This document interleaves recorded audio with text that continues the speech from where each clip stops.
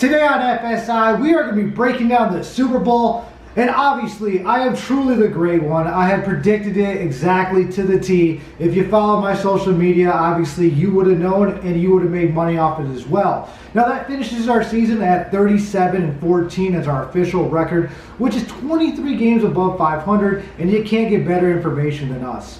Now, I'm your host, Tom Cross, and to my right is our analyst expert, Stephen Fu. Thanks for tuning in this week. The Chiefs are on the road as a 3-point favorite. They're minus 170 on the money line, and the Bucs, they're plus 150.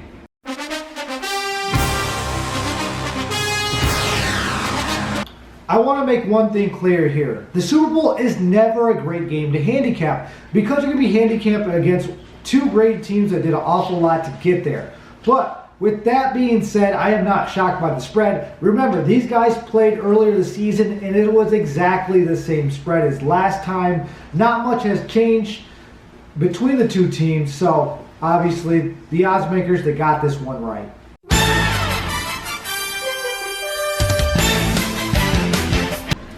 This will be the first ever Super Bowl with the home team, and surprisingly, the home team is not the favorite here.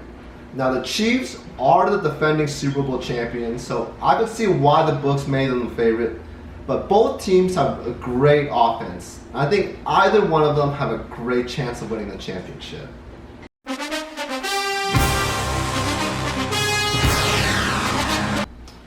Quarterback Patrick Mahomes is obviously playing some of his best ball of the season. His weapons are completely healthy, but his offensive line is not. And they have faced a number of weak pass rushes in the Browns and the Bills. So this actually might be his toughest challenge of the playoffs.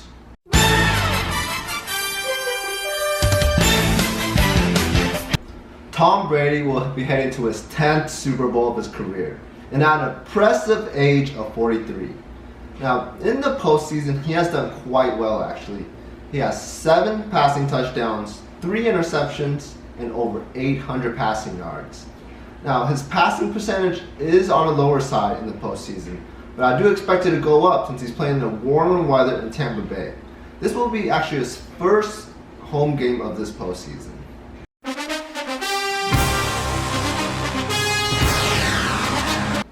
Kansas City's offensive line is beat up. They're missing Rankins. They're also missing Eric Fisher, who tore his Achilles, and they're missing Mitchell Schwartz, who is their best offensive lineman. They're going to be missing 3 starters for the Super Bowl on the offensive line, and that is not good news because the Tampa Bay Bucs pass rush is one of the better ones in the game.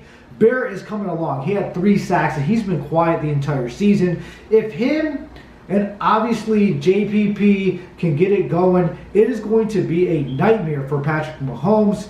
So I got to give an advantage here to the Bucs defensive line. And also on a side note, I do rank the offensive line as the most important position in football. So this is bad news for Kansas City.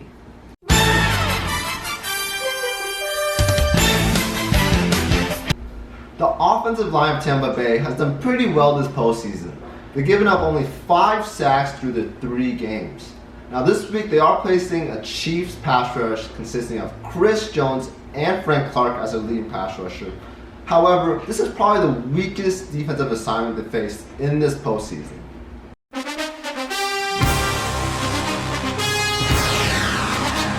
The wide receivers for the Kansas City Chiefs are the most elite in the game. Tyreek Hill, without a doubt, showed out against the Bills. He was unstoppable. And Travis Kelce, he's just a matchup nightmare. Now, Nicole Hardman obviously had the fumble on the punt return, but he was dangerous in the run game on the sweeps. They are facing a Tampa Bay secondary that has been playing very well over the last 3 games. They almost had 3 interceptions against Washington. They picked off Drew Brees almost 6 times. They actually dropped 3 of them and had 3 that were intercepted. And of course, they actually got Aaron Rodgers once, who was incredibly hard to pick off. Now, I have to give an advantage here to Kansas City because they were able to light them up earlier in the season. But one thing to look out for is that it's tough to beat a tough defense twice. And this is the second time they're going to be playing. There is a slight advantage here for Tampa Bay, being able to feel and see them already one time this season. But overall, you got to give an advantage here to Kansas City's weapons.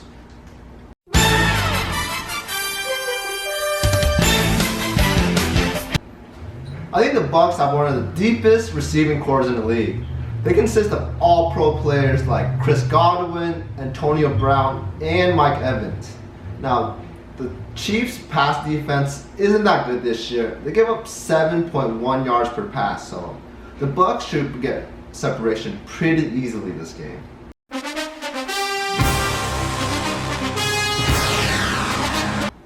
The Kansas City Chiefs run game has been non-existent. Clyde Edwards-Helaire, I predicted he was going to have a monster game against the Bills, and he disappointed me heavily. Now, that is bad news because obviously the Tampa Bay Bucs have the best run defense in the league. They're able to shut you down with 4, and they can load up the secondary because of that. They also got their nose tackle, Vera, back, who was an all-pro from last year. So obviously there is a huge advantage here for Tampa Bay. I do not expect the Kansas City Chiefs to be able to run the ball whatsoever.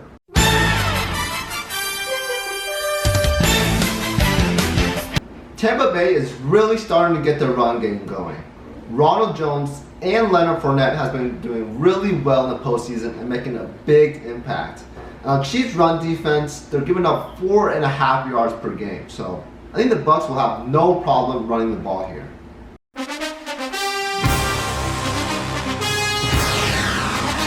Now, as much as I don't want to be a homer, because obviously I was at the Bucs games against the Saints and I willed them to victory, as well as obviously I've taken a huge future bet on them to win the Super Bowl. But at the end of the day, I just got to go with the truth. And the truth is, Kansas City's offensive line is beat up, and they can't stop the run. When they played the Bills, obviously the Bills can't run the ball; they can only pass the ball, and they actually placates directly into how Kansas City's defense is built. They're built to put pressure on the passer and stop the pass. But Tom Brady knows this, and he's going to be running Fournette, who's been looking good. Ronald Jones is going to be completely healthy, so expect them to really mix that up and be able to take advantage not only of the secondary because of this, but be able to also run the ball. Now on the defensive side, I do expect Patrick Mahomes to have pressure. I do expect them not to be able to run the ball, and I expect Tampa Bay to be able to load up their secondary. So at the end of the day, I do like the Bucs here. I wish I could be more, I guess, have some more back and forth here, but the Bucs are the superior team on 3 different levels. So I'm just going to go ahead and have to close my eyes and take 42-year-old Tom Brady. He better not throw any interceptions, because that's the one thing I did have not liked about him against the Saints and the Packers.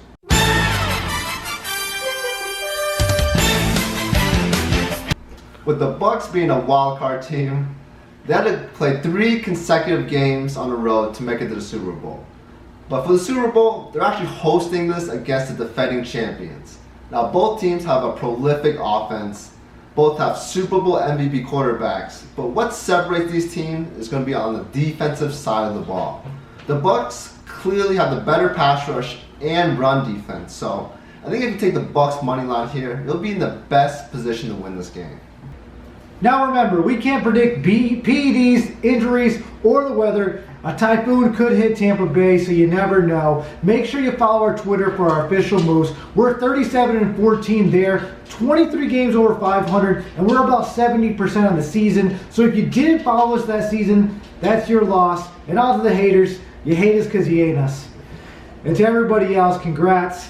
But that does it for us. Do me a favor and smash the like button and subscribe. We don't care about favorite teams here. Our focus is on making you money. Follow our social media on Twitter, Instagram, or our webpage. The links are below.